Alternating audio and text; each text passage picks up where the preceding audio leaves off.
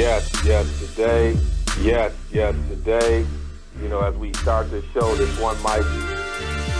We hail. And boom.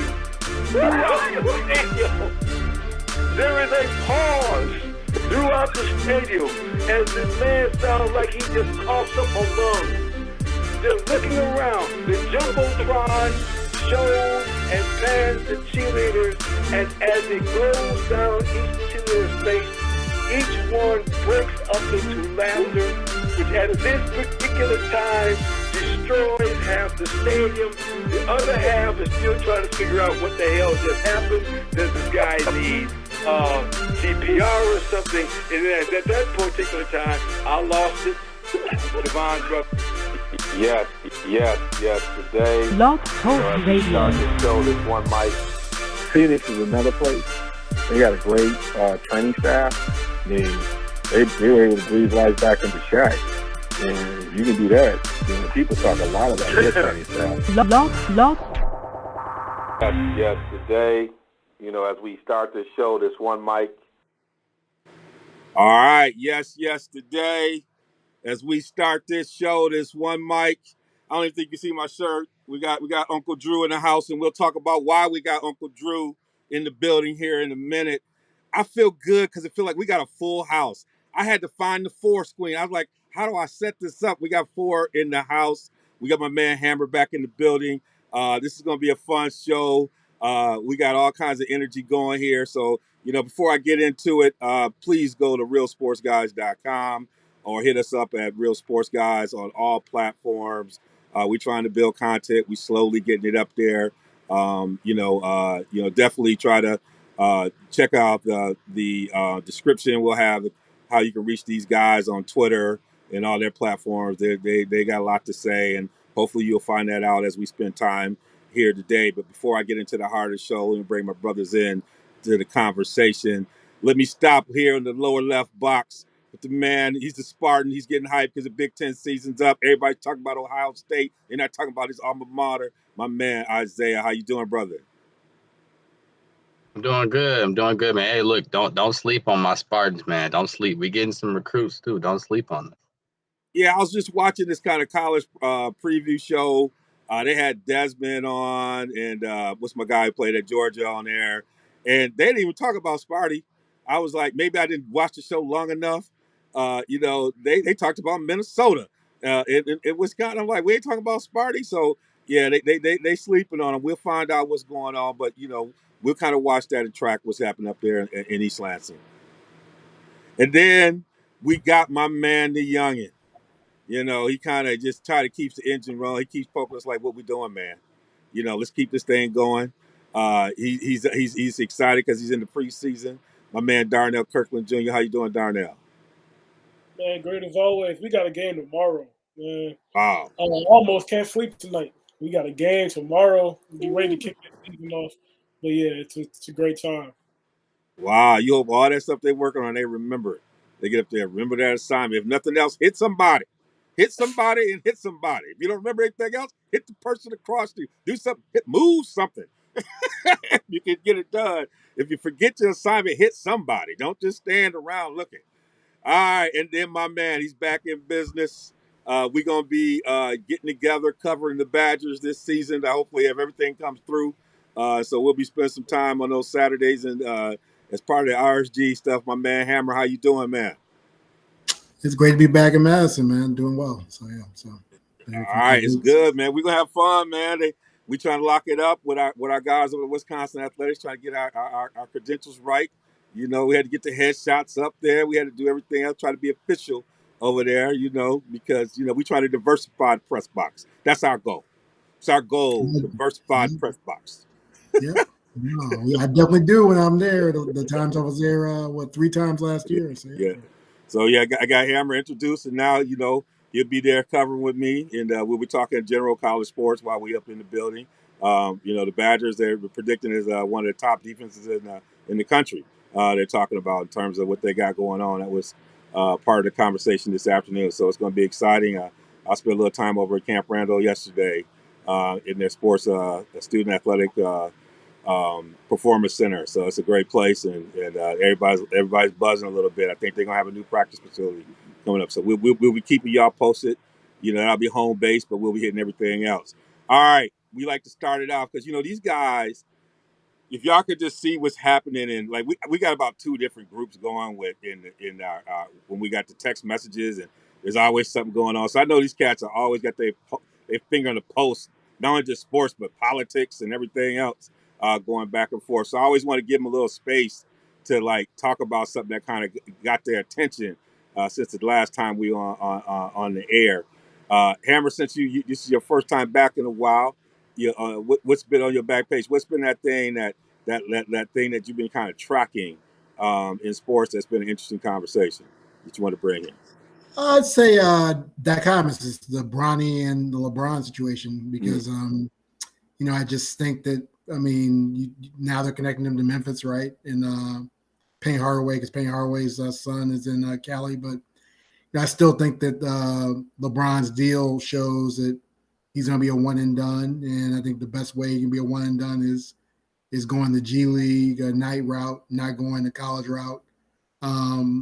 It's too much risk in the college route. I think you do a smoother thing as far as being the G League, regardless of how he does, and then transfer that to the draft and be a late first round pick, whatever is going to happen. So yeah, it's interesting to see him connected to the college teams, but. It's been an interesting recruiting scenario. You heard people saying, all right, he wasn't interested in college. Now you got all these colleges coming, Oregons in the world and things like that. So I just think it's, I really think he's going to go not going to play college basketball. So. Yeah, it just seemed like he was a little like yesterday. And now it's like, as soon as I came up, I was like, you're tracking it. He's getting close. And you're like, oh, man, he's about to graduate. And it was interesting watching him make a case to, come on to Ann Arbor, hang out with Uncle Juwan for a minute and see what he could do. Like, he has some options. He's an interesting person because, he's like 6'3".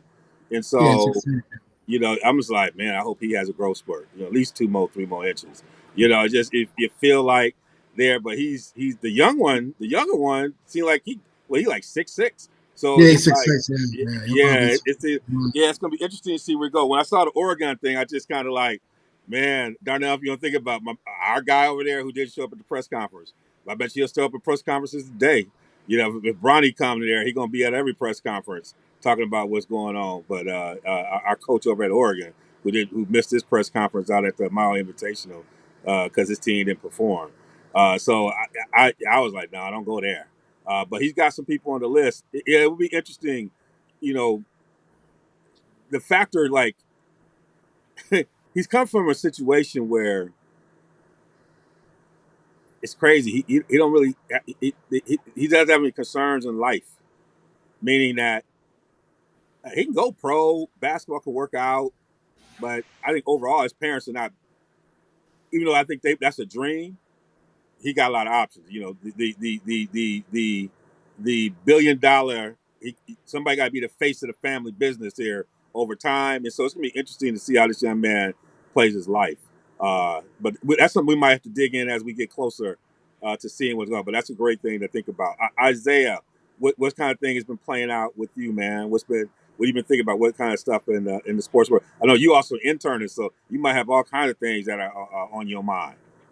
Oh, man, I got to just bring it back to the last weekend on Showtime, that Showtime fight between Sergey Lipinets and Omar Figueroa, man. That was a good fight. I liked watching that beatdown. And that's really what it was.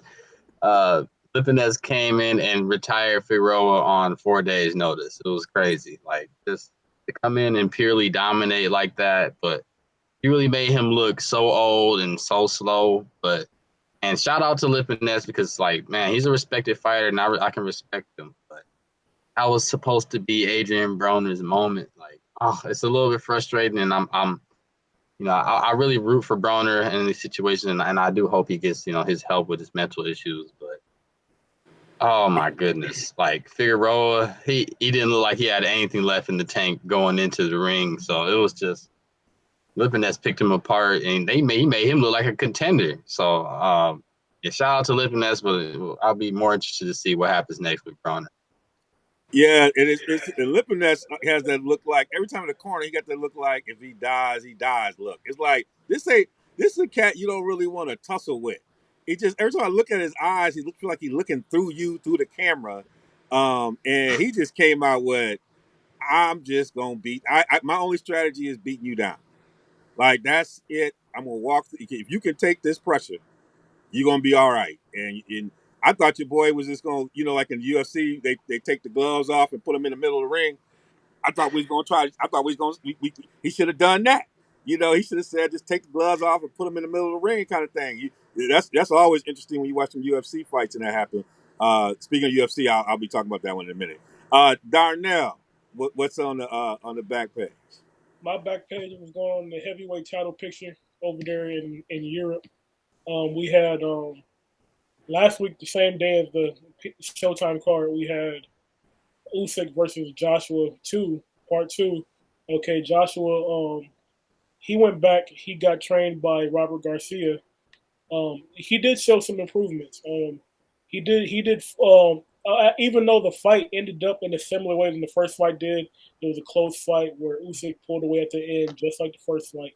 But I did see some encouraging things from AJ, especially in the body work that he showed, and that ninth round, man. If he really would, if he had the gas tank to continue and build upon what he did in the ninth round, I think he could have came away with it. But the class showed, and Usyk showed why he is one of the top pound for pound fighters in the sport, and we look forward to him fighting Tyson Fury in the future. Fury did say that he is open to that fight, so that's something that definitely look forward to. And also looking back to that on that Lipinets fight, as soon as they said Lipinets was coming in for Broner, I knew what was going to happen.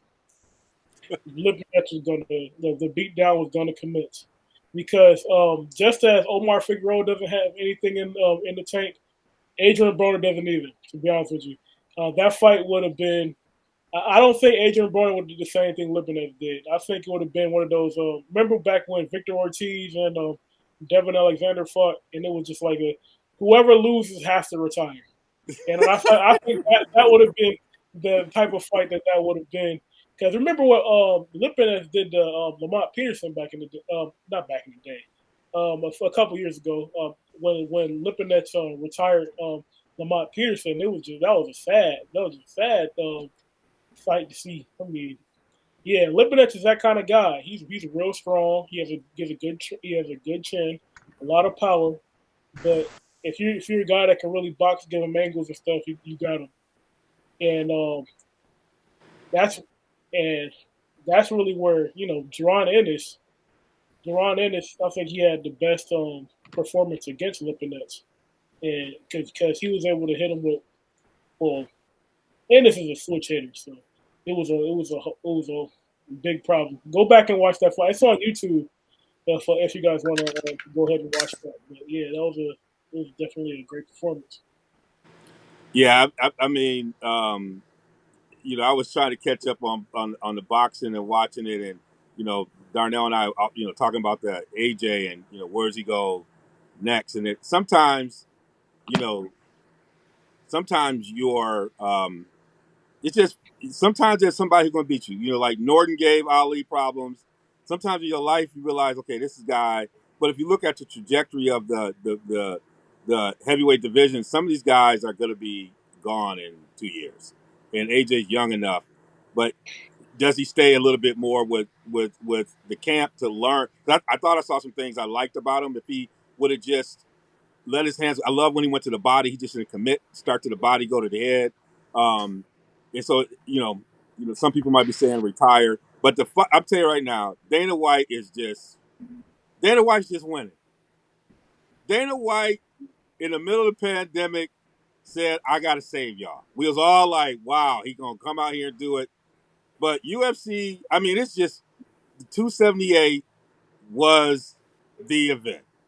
Now, I'm gonna start with the Costa Rockhold fight. Now, Luke Rockhold was like a former, champion going up against this guy Paulo Costa, who will just knock you out. And I had never seen somebody. He put his Luke had his hands on his knees like he was gonna quit, and then he would stand up and yell something at this cat and kick him in like the heart this cat. So it was like he was cat and mousing, taking beatings. He had to at the end had the guy on had Costas on the ground, Costas on the ground, and was rubbing his blood in his face. It was just, but it was hard. Like I'm like this. So then I thought, okay, that's all we need to see. So then we have Uzma and Edwards, and if y'all didn't get a chance to, this is the second time they're fighting. I get what in about almost a what was it, a 10-year period? Like it was at least 10 fight periods. It's a long time since they fought the first time. And early on, Edwards had him, couldn't do nothing with him, and then Usman was just dominating. And literally, we all was writing this obituary. Edwards is dumb. Like, how you gonna come up in here and not show any heart? And it had to be what 50-something seconds left. It was the kick heard around the world. I swear, I was looking at the screen. I thought I blinked, and he was on the ground, and I didn't understand why Usman was on the ground out. It was the most. I was like, this is what makes the UFC the UFC. I mean, this cat had decided he's going to build his career, stay in England, not be like some of his colleagues who have come over to and trained in gyms in the States. He was going to build it from where he was building, but he was like it was like hitting a buzzer beater. I mean, it was the most incredible knockout I've ever seen at a time when you need to pull something out. And the fate of the world. And this was Usman about to tie the record for the most straight kind of defenses or whatever it was, 16 or whatever. That would, to me, I could not. I watched that thing over and over. I hardly ever like on the DVR go back and do it in the moment. I didn't wait for the highlights. I had to go back myself to make sure I saw what I saw. So it's Dana White winning. Dana White is winning. He winning big.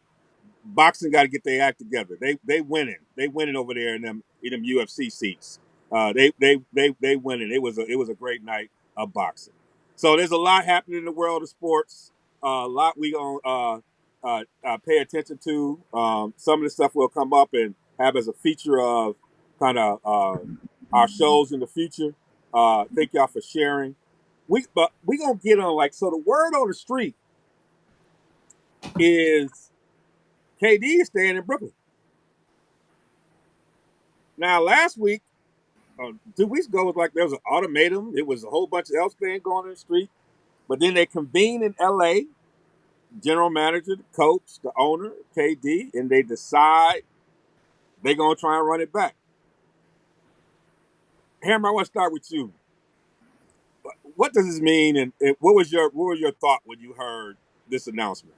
Because we were here in Memphis. Yeah, it shows me that the leverage now is going back to the owners. I appreciate Joe's side stopping this mess. All these players demanding trades and tearing upside down after signing big deals like Paul George and people like that. Again, I'm not gonna say honor your agreement because people break agreements all the time. I mean, it's what you've done for me lately, right? But the bottom line is that I give Joe's side credit. He stared down KD. And basically said, no, you're not going anywhere unless they're going to give me the mother load. And they didn't. They were giving them not enough, especially for somebody who's got 4 guaranteed years left, controllable for 4 years. You had to get a haul, and what they were offering was ridiculous. It was laughable. And so the bottom line is that I appreciate what he did, and we'll see. But again, there's going to be a lot of pressure on Steve Nash. If he gets off to a bad start, Sean Marks going to show no mercy and ask him, probably get Mark Jackson in there or something like that. But okay, he's going to stay there. Kyrie will be there. And Ben Simmons, hopefully his mind's right and he fits really well as far as a piece there. They've got some really good pieces on the team, and Joe Harris coming back. And I think again, Brooklyn's got a chance, but it's a lot of pressure. But I give Joe side credit. He was like, inmates ain't running the asylum anymore. I'm running the asylum. I'm the billionaire. So I'm boss. So that's what he basically did. And I respect that. So yeah. And I was saying if he did that on some solid ground. Usually I would get petty with owners, but at this time, I mean, this with Kyrie and them there, with what he tried to do to meet the needs, I almost feel like a fleecing of America. In a sense that that episode, I used to love that show when they used to, because it was like everything y'all asked this cat to do, he made happen, and then y'all act like he didn't make it happen. So I feel like he was like, you know what? I built my career negotiating with the Chinese government and a whole bunch of other stuff. I'm not losing the UKD on this one. And I felt, and there's a time I felt like, okay, this is an owner that might be justified with saying I'm going to draw a line. Isaiah, do you feel like there was more happening behind the scenes? Because you don't just you don't just do a 180 and end up here. What do you feel like might have been happening behind the scenes to make something like this happen? Yeah, I really question like what was really going on between KD and the rest of the team, and really I can question what this is gonna mean as far as chemistry, really, because we're not all gonna act like KD didn't request for a trade as soon as Kyrie, opted to stay there. Not gonna act like that didn't happen. So, what was really going on between them? I thought they were buds. I thought they were tight, but clearly, KD had his own, motivations and I guess whatever he wanted to do. But at the end of the day, the organization had to come together and really nip all that in the bud and just bring that all together. I think they're trying to bring their team together because what KD and Kyrie were doing was just, using the power that the players have in today's league.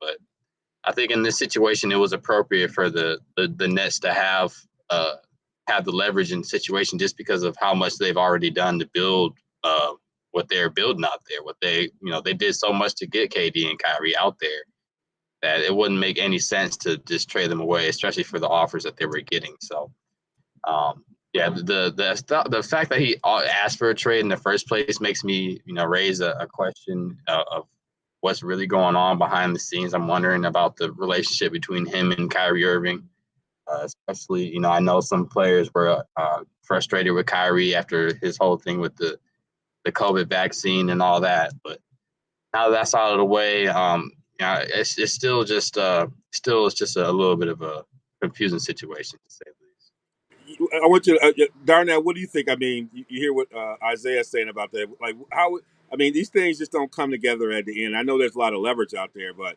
like, it felt like they were a long ways from this kind of result a week ago. Well, it's a long story short. KD is soft. KD tried to run like the far side. Run! KD turning away. Come on, man. Like, you notice the teams. Old school hip hop. All right, man. Go ahead. The teams that he wanted to go to: Phoenix Suns, #1 seed in the West; Miami Heat, #1 seed in the East; or Boston, the team that went to the finals. Come on now, you know what's going on, and the trade never happened because at the end of the day, the trades never made sense for either party, right? So if Kevin Durant wants to go to Phoenix. All right, so who does Phoenix have to give up to get you, right? And once they give up all the pieces that they need to get you, you're going to be in the same boat that you're in right now. You're going to be on a good team, but it's not going to be that much to where it's like an overpowering thing. So at the end of the day, the best scenario for him was to stay home. Just like I said, I think I said this a good 3 or 4 times on this show. The best thing for both teams was for KD and Kyrie to run it back in Brooklyn, and it all started with the Rudy Gobert trade. Once Rudy Gobert was traded for 6 first-round picks, 7 first-round picks, it inflated the market so much where you were never going to find a trade for Kevin Durant because the value was too high. So you being Sean Marks saying, okay, if Rudy Gobert sold for this much, then I'll have to get this for Kevin Durant because Kevin Durant is much better than Rudy Gobert. But at the end of the day, that's just not realistic for you to be able to get that kind of return. So at the end of the day, there was never going to be a team that was able to give up the amount of pieces to satisfy the trade and at the same time field a respectable team that to have Kevin Durant to want to stay there long term. And one of the things I'm throwing in, and it might come out later, is the first one who tested them was Kyrie.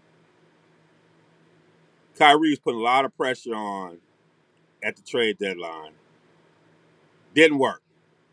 Kyrie was like, okay, I'm coming back. Like, it wasn't even though Kyrie was like, I'm coming back. I'm be here. Thank y'all. I'll see y'all when the season starts. I think, and this is one thing I kind of put a little bit here on a rundown. We might find out Kyrie was a quiet broker in the background. Things like that's going out, Kyrie might have been softening KD up like, hey, man, let's just run it back. I'm going to be here. Let's see what could happen next year. Let's just run it back. Start softening it up. Probably call Steve Nash, hey, Steve, I'm coming back. Let's get the head together. I got to get right. I think Kyrie was in the background doing some softening up with this kind of stuff because he was going to be there. And if he's going to be there, he hope his boy was going to be there. But Kevin had made it, and it'd be interesting to see if he was like a quiet broker because Kyrie's getting cast in an interesting way, and there's a lot of reason to cast Kyrie. But if the relationship between them isn't fractured the way Isaiah might be alluding to, let's say, because part of this is Kevin's stuff escalated when they didn't give him the max deal. Kevin was like, oh, y'all clowning. But Kyrie didn't clown it when Kyrie said, I'm just coming back. We ain't going to talk about this. I'll see y'all when the season starts. I wonder if he's playing a quiet broker role in the background. Is like, look, man, I'm going to be here for 1 year. It don't work out. Just come back 1 year. Let's just run it together. Just give it an opportunity for us to have a full run together. Then we see what we can revisit next summer, which may have softened it up for that. But I agree, Steve Nash is on the clock. Because the person in this is interesting. They co-signed on Steve Nash, but Steve Nash is also Marcus' boy. Like, they friends. They got a deep relationship. So I don't know how much he also sold on that. And it's going to be one of them wire moments. Everyone else with wire, sometimes you got to send your boy down that alley to the vacants. Or it's going to be you. If he don't get it right, he going to go to the vacant. I agree. Like, if they start out slow, if this was DC, he gonna get walked over to Baltimore to them vacants. He gonna get to vacants like he got to start. They gotta start out. They gotta start like 15-5. They gotta look like they got their act together early. They have, you remember, was it the Heat when Heat they kind of struggled early on? Remember they got all three of them together and then they kind of righted the ship. They did. He can't have one of them slow starts. He got to start out like 15-5. If he can do 13-2, that's where he got to be. If he start out he like 8-5, he 8. There's gonna be some early stuff happening there. I'm just gonna say this: like Marks is his boy, but Marks realized his boy almost got both them on the chopping block. So some of this is got to have some accountability for Steve Nash here early on, because the other thing, and this is the thing that you said, Darnell. I don't know how KD keep getting away with this. Now you remember this. I argue this. Hammer been around long enough. When he went to Oklahoma City, so much got put on Russ. And I kept saying, man, KD had a lot to do with this downfall. If you watch some final games against Golden State, Donovan was trying to do what Phil Jackson was telling Mike. You got to trust who's open. And KD was in the fourth quarter just forcing. And they were winning when they were sharing the ball. He just watched them final two games. Then he walked away as if he didn't have nothing to do with it to the team that beat him. And Russ got all the blame. And it carried like this until this moment in Brooklyn. In this moment in Brooklyn, people started to put some heat on KD. But KD this summer acted like he wasn't involved in any decisions. Like, he didn't have any responsibility in the locker room. Everybody else had a responsibility. And that part, like Darnell, you're talking about, is something that KD is going to have to figure out. Like, you can't ask for LeBron money and don't do the LeBron leadership part. or that notoriety. You can't ask for that type of money. Like that comes with you have responsibility with the leadership in the locker room. Like you just can't come ball. We're not giving you this kind of money just to show up and ball.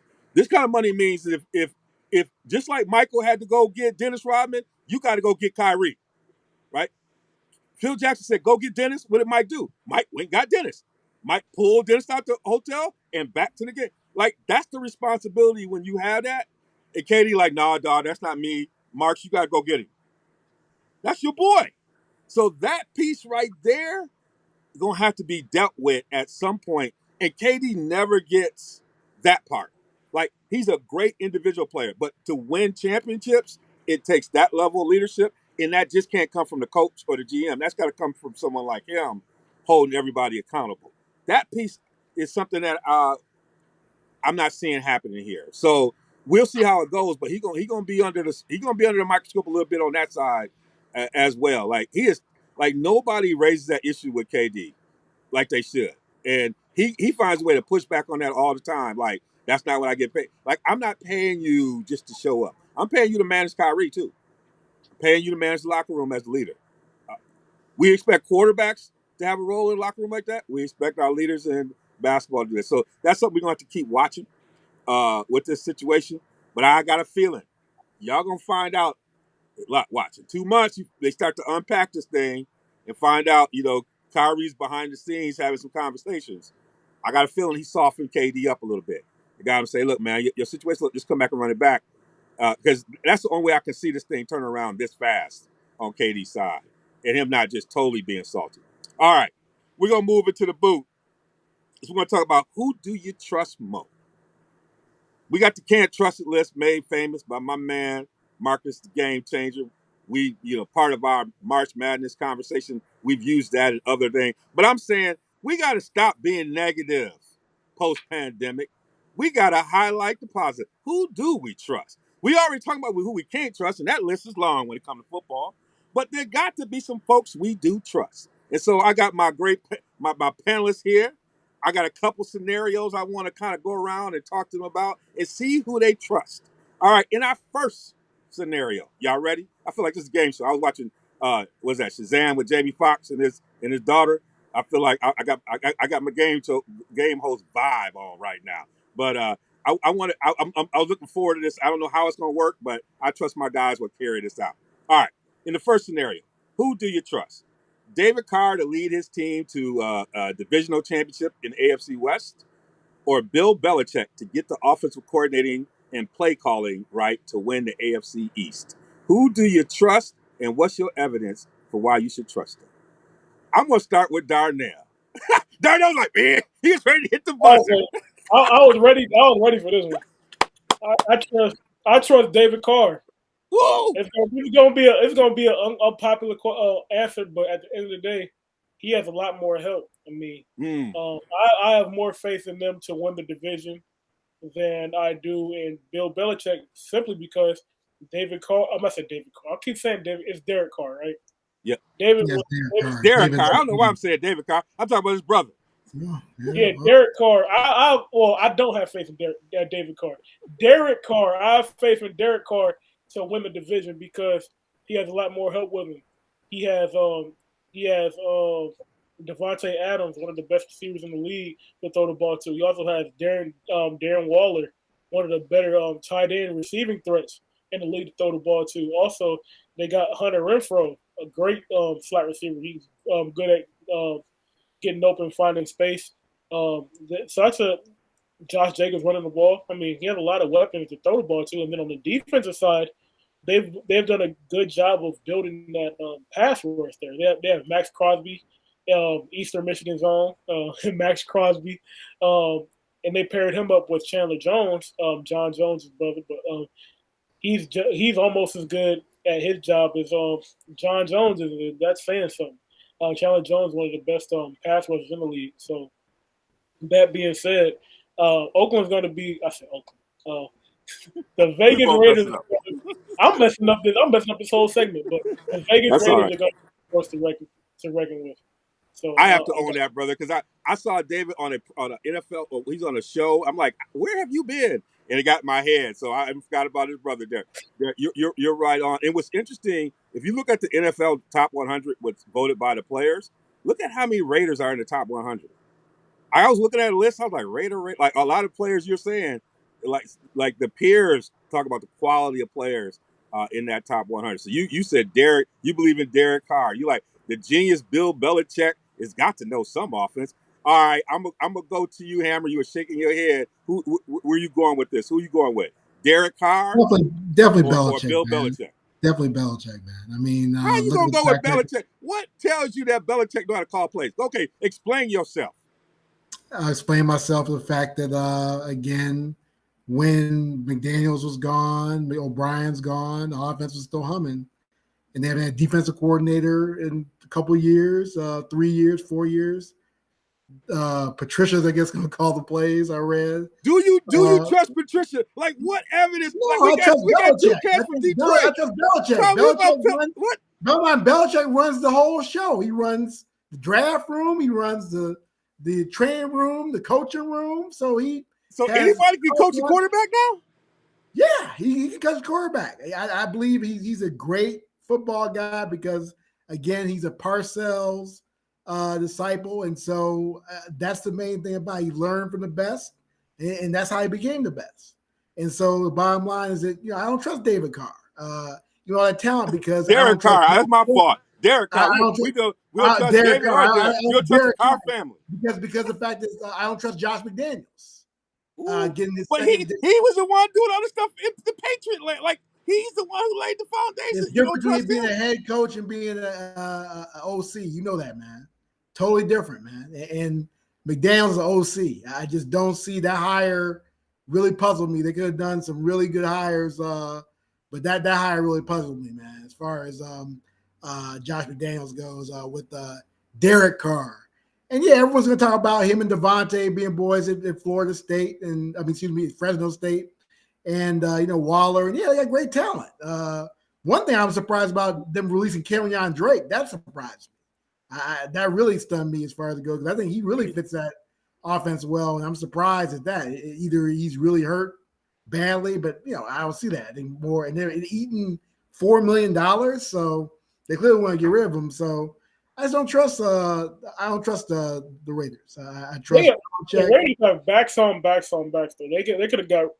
They're safe. They just drafted Zamir White from Georgia. Yeah, they drafted Zamir White. I know that, but I still think Drake. Drake would have done excellent value for him as a third down back around the backfield. I mean, you need more backs. Look at Ball. He probably couldn't beat out Abdullah. Yeah, Abdullah beat him out. I think again he's hurt supposedly, but to eat $4 million, I think he's a good talent, and I just think that he fits the offense very well. Kind of, I saw James White. I was looking at TV this morning. I was just about to tell you. I mean, I'm like James White on TV now. So yeah, so bottom line is that he could be a James White. So I just think that third down back, and Zamir White could be that one, definitely. I mean, he's got the talent to be, but Kenyon Drake has done it. And so that's the thing about it is that people talk about Zamir because you love your prospects and your suspects and your 4 stars that turn out to be no stars. But I like players who bring it. Like I said, I don't know if I want prospects.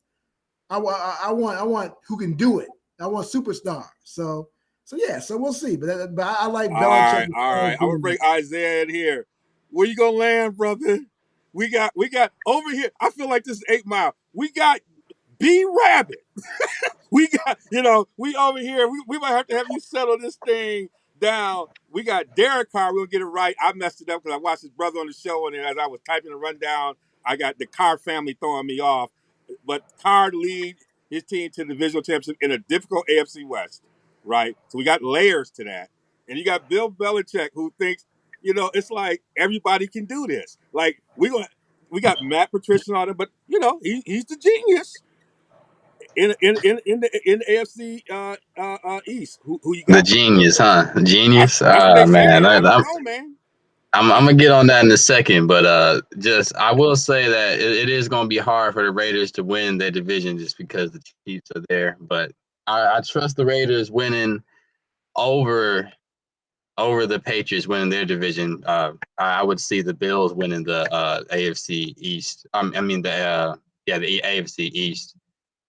Simply for the fact that Derek Carr, I think he is going to make and take the next step this season, especially with the addition of Devontae Adams for really trading him for a couple of draft picks. I mean, they really fleeced that trade. They really opened up the power of their offense. And I think it's just going to make Derek Carr even better. And when looking at it from the other side, I don't think that Bill Belichick is the genius that people really say that he is. Who's been running stuff this whole time, his whole reign. It's kind of like Phil Jackson, where you get all the best players, and I guess the coach, he gets all the credit for coaching those players. But all the best players. We all know about all the best players. Well, I'll say Tom Brady. You from Michigan. All the best players. Yeah, Michael Jordan and Kobe Bryant and Shaquille O'Neal. Come on. Just being Scottie Pippen. The role players. Dennis Rodman. If you look at his record without Tom Brady, he's actually underneath 500. Yeah. And that's just the truth of it. So I don't think he's going to be able to do it without Tom Brady. That's just the way it is. It's funny because there was a similar argument about there was this discussion about Rodgers on First Take today and Brady, and Mad Dog was talking about his reign, all the statistics about Rodgers, his reign in one of the worst divisions, and I was like, what do you mean? Like the NFC East over that run, it was one of the worst run divisions. We don't factor in the Jets have been terribly run for 25 years. Miami's been struggling for 25 years. The Bills were struggling for a long time until recently. Like, not only they had some poorly run divisions, and going back to maybe when you had Bart and those guys running over in the Jets and for a short period of time, but that they had no real challengers from just a competition standpoint, right? And this is why that's important. This is why that's important. If you look at Belichick's philosophy, one of the things he talks about is the way in which they run the season and how they want to be humming late in the year in November. You know why he can do that? Because he ain't really concerned about losing any divisional games. None. What was their record in the division over that period? Probably amazing. Other than losing to Miami in Miami every year. But what was how many years that they beat the Jets in a row over for 5 straight years? Or how many times they beat there were times where they had organizations that were decimated, and so he could really plan.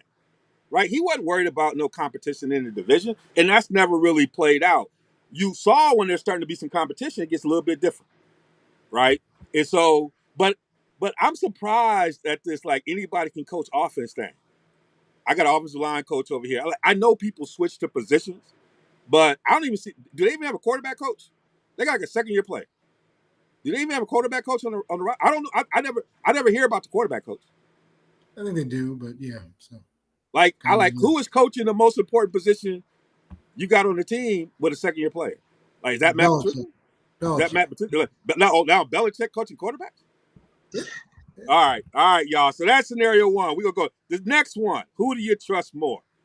All right. Mike Tomlin to extend his streak of winning seasons, or Arizona to make a run to the playoffs now that my man Murray got paid and is committed to study hall? Who do you trust more? They take that clause out. So I know, but we know it's still there. They just kind of put it to the background. They know what they were talking about. All right, Isaiah, I'll come back to you. Start with you first. Who do you trust?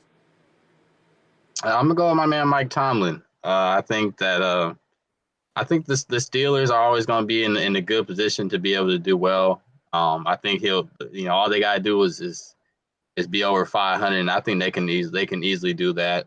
I believe they just signed a quarterback over the offseason, and they drafted a quarterback. So they're trying to fill some shoes there, but I think that they're still going to be a solid team in their division, and also if you look at it from the other way, obviously the Cardinals they signed Kyler Murray. They got some other guys, Sammy Watkins.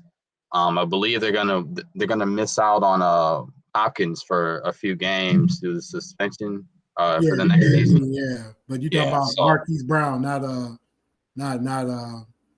They got Marquise Brown. Yeah, Marquise Brown. Yeah, not Sammy. Sammy's with Green Bay. But go ahead. Yeah. My fault.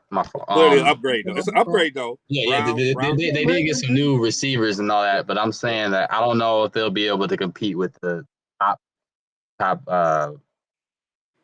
teams of the conference. You still got the Cowboys, you still got the Rams, still got Green Bay, still got the Buccaneers. So in terms of making a run, I don't think so. I think they'll be right about where they were at last year. Now you got to say with the new format, like all three of those teams can make the playoffs. Like everybody but let's say Seattle can make the playoffs, right? I did theoretically, right? Yeah, they can make the playoffs. I just don't think they'll go far. I don't think they'll make a run. You don't think they'll make a run? Okay. All right, Darnell, what do you think? Mike Tomlin, keep that winning streak going. He's in a dominant division. Everybody's saying they better. Everybody say the Bengals are dominant. They might not win a game in the division. The way people are talking about it, you got Ravens. You got Cleveland got some players like they might not win a game in the division. Like, what do you think? This is my true opinion on this. This is a push, but no, we can't. We don't do pushes. We don't do pushes. You got to choose a side, baby.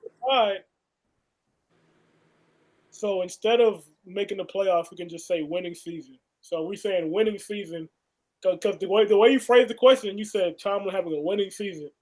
I can see above 500. Above 500. I can see them being above 500, right? But on the other side of that, the consistency for Tomlin versus what's going on in Arizona as far as it seems like they're going through like high school issues. Like yes, Kyler Murray. I guess Kyler Murray is getting on the coach's nerves so much that he said, "You know what? You call the plays. It's not that easy." So you see, you saw that. Cliff Kingsbury had Kyler Murray calling the plays in the fourth quarter to show him that it wasn't that easy. That sounds like something you would tell an eighth grader. It's like, you think it's that easy? You call the plays. Come on now. But yeah, if I had to put my trust in one, I'd say Pittsburgh. I love it, man. And that's flattering. You said it's a push. That means I was thinking about it. I love it. Thank you. It makes me feel good about that one because it gets you. Now I'm gonna go to Hammer, man. What do you think, Tomlin? I mean, he's got a tough division. Huh? No, definitely no, because Cincinnati's going to take a step back because Burrow, his appendix ruptured. He's not going to be. He's lost a lot of weight. He's not going to be as effective this year. So that's something to sleep on. Also, Cleveland's going to be really hurt because of the Deshaun Watson suspension. And if they're going to go with Brissett, good luck with that. So no, I think definitely Tomlin. And you talk about the Cardinals are a hot mess. You look at the fact, that one argument about calling the plays, that's really childish. But also the thing, too, is that the fact that the clause was leaked about the studying, that shows you how bad an organization it is. Because the bottom line, look at Tampa Bay. Nobody knows what Tom Brady did for 11 days but Tom Brady and other people, right? It hasn't been leaked, right? It hasn't been – he could have been – they thought he was in a Masked Singer, right? And apparently went on vacation. Nobody leaked nothing. That's a well-run organization. That's an organization that, again, that's the Pittsburgh Steelers. Omar Khan is not a GM. Succeeded Colbert the GM. Tomlin has control of the locker room. And the knuckleheads, they're gone. Le'Veon Bell and Antonio Brown. So yeah, I trust Tomlin. Like I said, again, you look at the fact that the Ravens will be back, but I think that the Browns and the Bengals are going to take a step back, and I think they'll do well in their non-divisional schedule. I trust Tomlin. Tomlin won with Big Ben broken down. He won with Mason Rudolph. I mean, this guy won with James Conner. You know, James Conner's a really good player, but no one thought he was going to be that good of a player. I mean, Tomlin is a tremendous coach, one of the best coaches in football, if not the best coach, besides Belichick, obviously. And so the bottom line is that, but the Cardinals are a hot mess, man. Like I said, you got, you got Kyler Murray and you got Kingsbury fight. You got all this mess. And again, like I said, again, arguing over calling plays and study room. And, why leak that? I mean, what kind of dummies are running the organization? You're going to leak that. You're going to undermine your quarterback by doing that. And you also fit the stereotype of a black quarterback. They don't study. They just go on their talent and their physical abilities. They don't understand the intricacies of the game. And you're going to hurt that brother, man. So, yeah. This one's going to be interesting because it's like in that craziness, a team like Arizona might mess around and put some stuff together, right? It's crazy, but I think Tomlin is being freed with Ben's retirement. He's having fun, and that Pickett kid, my goodness, he picking up things quick, and Trubisky not looking bad. But what happens when you have mobility?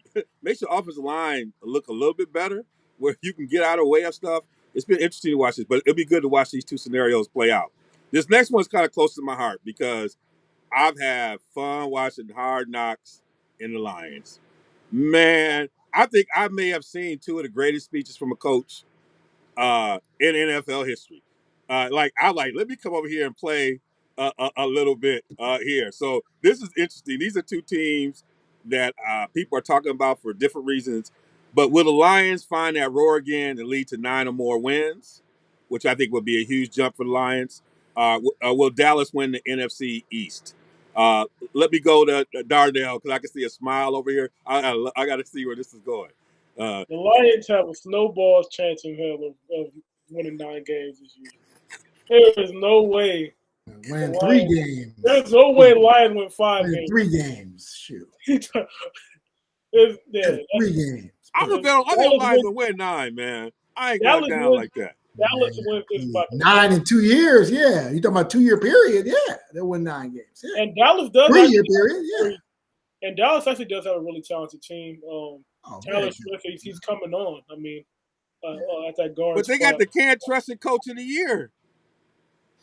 Yeah, but division. You say the Eagles might be better than them. I put my money on them versus the Lions. Okay, that's the question here. Yeah. They got. Okay, yeah. Because you go on it. All right, and Hammer gonna hate because he got a debacle going over there in the Bears. He's gonna try and justify what's happening. Not a debacle, man. The Bears gonna be one of the biggest surprises in football. Watch. Oh we got 5th round tackle. Braxton Jones could be the best tackle in the draft. That's how well. That's how well. Larry Borum, dude, you sleep on the Bears. Sleep on the Bears. We gonna run the ball. Y'all got one of y'all top linebackers. Like I gotta get out. Wait, am I now? You got your linebacker talking about he ready to get out because the way he being treated. Get out. He ain't going. We gonna franchise him anyway. But he's not worth. $20 million a year. He's not worth $20 million a year. He's worth all right. So who I'm not hating on the thing about the Lions is that they're the Lions. And Okuda's got to show. I don't know how he's doing. If he's hurt again, or I like Aaron Glenn. I like him. I think he could be a good head coach. He's a leader, but they don't have the talent right now. I mean, they don't have the talent. The quarterback problem. Penny Sewell. I mean, he was a turnstile last year. He was a matador last year. At a bullfight. So I mean, he was awful. So no, I just think that again, the Lions are Lions, and so it's a sad thing. I feel bad for the fans of Detroit. You have the Tigers and you have the Red Wings, and the Pistons. But the Lions, no. When your guy Matty Stafford left and got him a ring after 1 year, enough said. That does show how bogus they are. 1 year, he got a ring. Isaiah, I guess. What you gonna say, brother? Man, I mean, I feel bad for what I'm about to say because it's like that's the Go home with your team. heart, man. Don't let them That's sway the you. This is home what we do at team, and the RSC. way Carl just came and just dissed my Lions like that, it made me really want to defend them. So listen, I'm about to go opposite of what I just said. I was about to go. But Lions actually do have some little good pieces. Aiden Hutchinson, they say he's looking like the real deal, like in terms of his technique, his power, his explosiveness. I like that pick.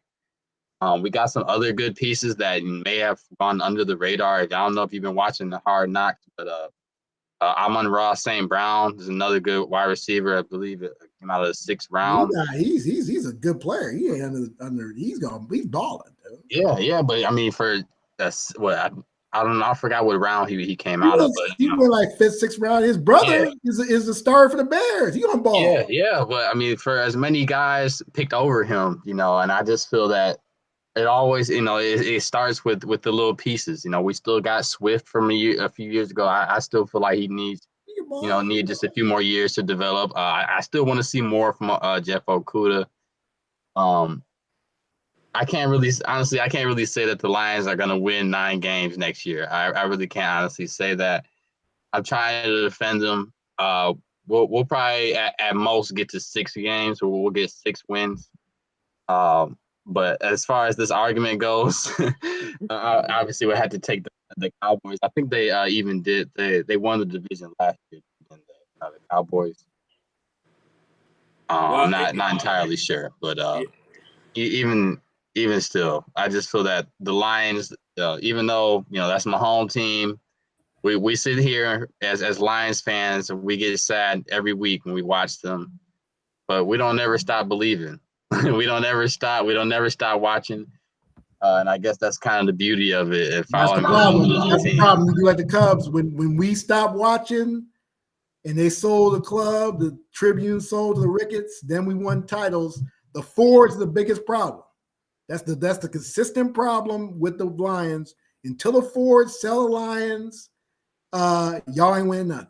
We got a lot of pride, a lot of love for our home team. He's gonna ball. He's gonna ball, but it's gonna be like Matt Stafford. I'm gonna tell you right now. He gets rings someplace else after he has a best career.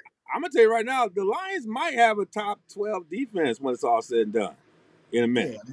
Yeah. And I think people slipping on the Lions. Now I was a little high with 9 wins, but if they got like 7 or 8, I wouldn't be surprised.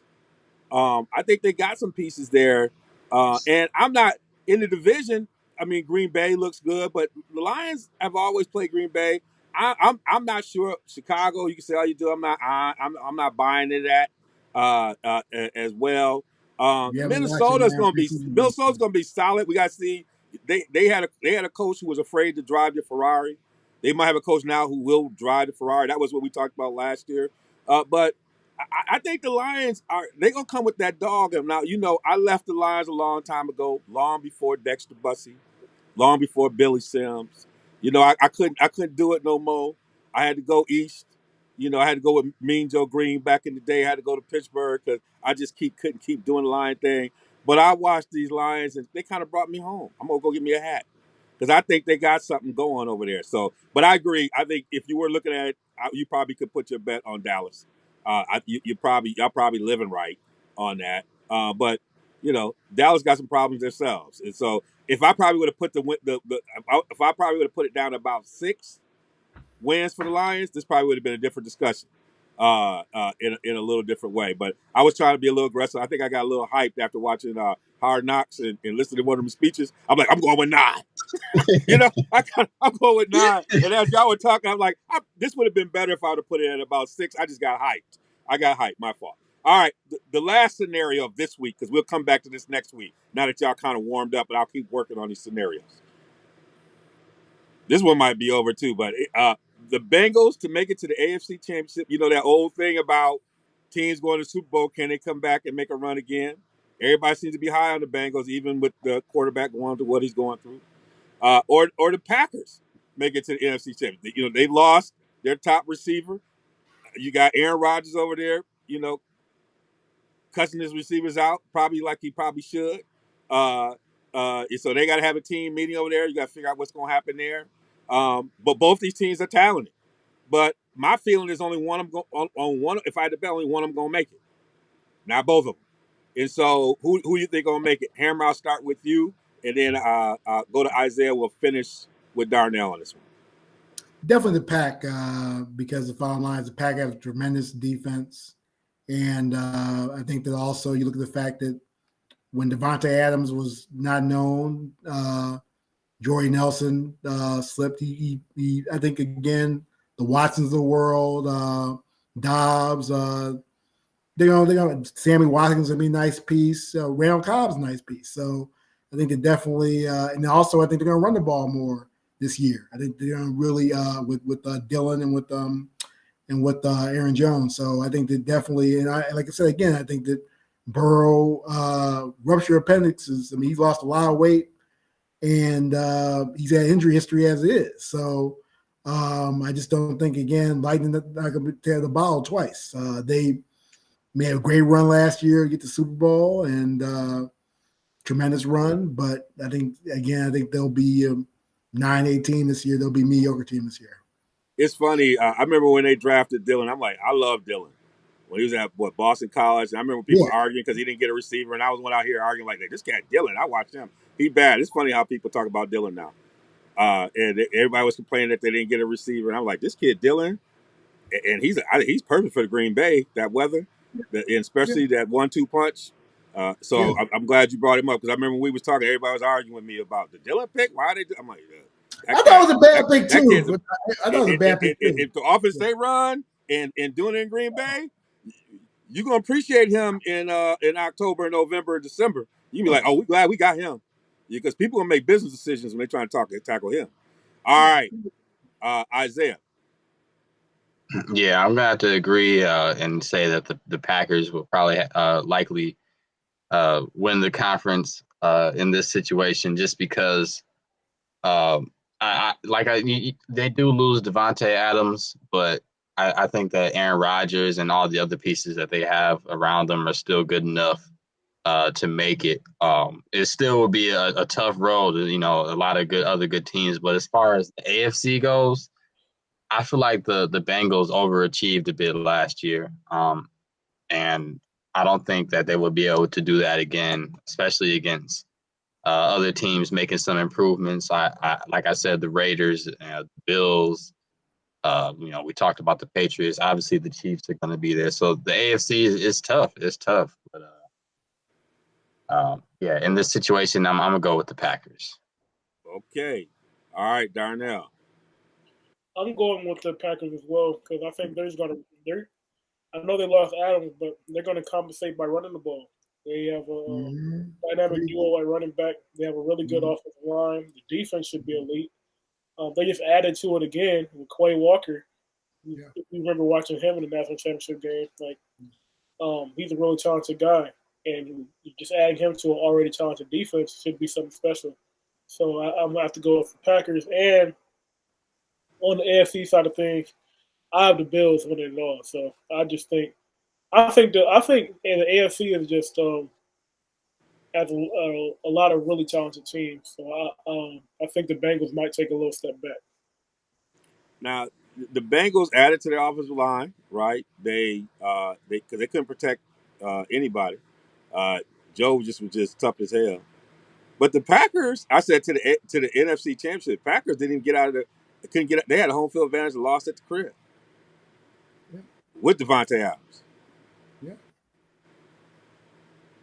So this is an interesting question because even when the Packers feel like they was fully stacked, they couldn't win the big one lately, right? But the Bengals, that second year, kind of like y'all, that's an interesting thing because they feel like they've shored up some things. They did the right things in the free agency, right? To shore things up. The health of Burrow is a big thing. Cleveland is going to be weaker because they're not going to start with Deshaun. We don't know what the friction is going to be like with the Ravens because of the quarterback situation. They'll probably get that focus. Obviously, the Steelers are going through transition. So it feels like the Bengals have an ability to right the ship. It's going to be interesting. I was kind of surprised the way y'all took y'all positions, but I got to respect y'all. Well, thank y'all for playing with this. We will come back next week with a couple more scenarios of who do you trust. You know, we like I'm saying, we've been talking about can't trust it. We're gonna try and be positive. We're gonna say, you know, there's some people we can't trust, and we'll probably get to them. But there are some people we trust. There's some scenarios we trust, and I'm glad we try to put that positive energy back in the world. So y'all, thank y'all for coming along with me.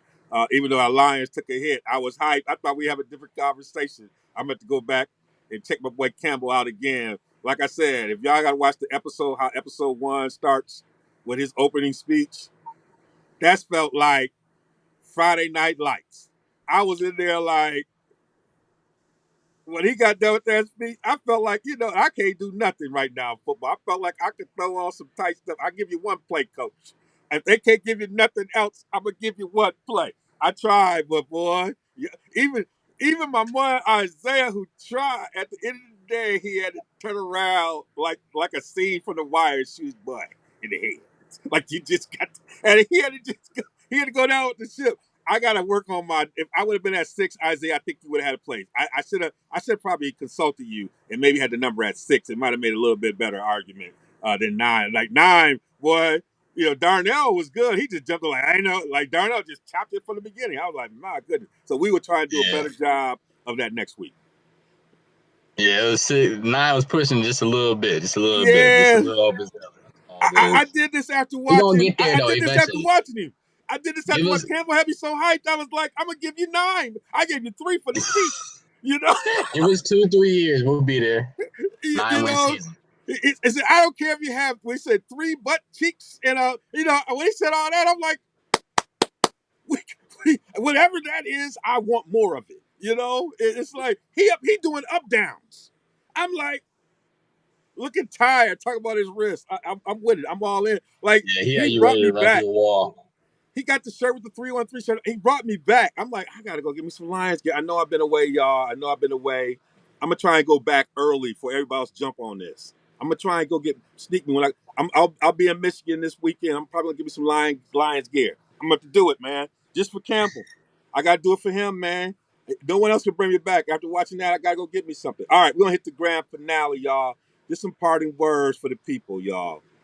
Now, Hammer, you ain't been in a while now. Don't hit them with nothing in their head. Like, we're gonna try and keep this some parting words. We trying to keep this on this positive note, this vibe. We try to put something in the world right now.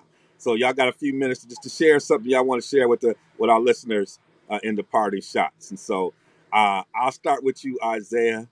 What kind of thing you want to send off our listeners with? Some party shots. Just obviously a lot going on in the world of sports. Obviously still boxing. That's one of the things I'm always going to be focused on. But I think one of the biggest things I think we should focus on when thinking about that heavyweight fight last week. It's just the amount of pressure that these fighters and really all these athletes have to go through. When thinking about that bizarre ending that Anthony Joshua kind of had, I think it was kind of evidence of the breakdown. He wasn't really fully coherent in his mind. It was an emotional response, really. And he might have been a little bit concussed or whatever, but I think it's important to mention that the pressure that he's been through over the years. You know, he's been in some of the biggest heavyweight fights of his time. And so for him to lose against Usyk, once or twice or whatever, I feel like people as fans have to try to not put people on so much of a pedestal and to realize kind of what he has accomplished and what the type of pressure that he's gone through. And we can take that and put that into all directions of sports, where these athletes are also human. They feel the pressure of everything that leads up to these major events, and I think that's just worth mentioning. Thank you for sharing that perspective, brothers. Thank you for sharing that. Hammer. Yeah, I want to do a shout out to NFL. Like I said, it just gets better and better with the Amazon platform coming up, with the young talent they have, with the marketing. I mean, it's 24/7, 365 NFL. never a dull moment. And some other sports need to look at. I mean, UFC's getting there, obviously. As far as I'm not a big fan, but I know as far as its impact. But the NFL, you have to give credit. Also, the Watson situation, they cut the best deal possible, and they have where his debut is against the team he left. So they know marketing, they know talent, they know again how to build product. They understand with women, especially. When people surprised, women really are driving again NFL share. And like I said, what they're going to do with Sunday Ticket, probably going to Apple Plus, and they're changing the game. They're going to change. They're just changing it and making it where all generations can be able to. You have some older people going to fork down that money for Amazon Prime. Don't want to, but because they want to see their game. So the bottom line is that shout out to NFL for again. Being the best as far as best sport in the world, as far as entertainment and just intrigue as well as excellence. All right, Darnell. Yeah. Wanted to talk about college football season that's coming up, man. A weekend from now, we're gonna start the best time of year, fall college football season. This opening weekend is going to be dynamite. Like we have Oregon versus Georgia coming on next weekend. We got Ohio State and Notre Dame. We got Cincinnati and Arkansas in there. Like there's some really, really nice matchups that I just can't wait to go ahead and watch. So just stay tuned. All right. And I just want to end with, I had a chance to, being located here in kind of southern Wisconsin near Chicago, as Hammer can respect, like the Sky winning last year was a big thing in Chicago. And I've been watching the WNBA playoffs and watching the Liberty and the Sky. And, it's been, as having a niece who plays college basketball, I've kind of just grown with the game. But one thing they continue to lead in terms of having a collective vision for their sport and the way that these sisters are always keeping Brittany Griner in the fold, like the collectiveness, as Hammer talked about, the NFL might be like from a product standpoint and how to run it. I think he's amazing. But from the connection to causes and understanding like what your DNA is and how you move in addition to that, the WNBA is rising in its product development and talent and its understanding of how to support each other even in these competitive spaces. And so we got to keep Brittany in our thoughts and prayers. And if we don't, we know that her WNBA sisters will. And so it just reminds us the power we can do with the collectiveness. So until we see y'all again on the other side, be well from all of us here at RSG. And this is One Mic. Peace.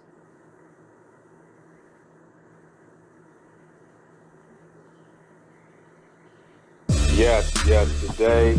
Yes, today. As we start the show, this One Mic. We hail. And boom. There is a pause throughout the stadium as this man sounds like he just coughs up a lung. They're looking around. The Jumbotron shows and pans the cheerleaders, and as it goes down each cheerleader's face, each one breaks up into laughter, which at this particular time destroys half the stadium. The other half is still trying to figure out what the hell just happened. Does this guy need CPR or something? And then at that particular time, I lost it.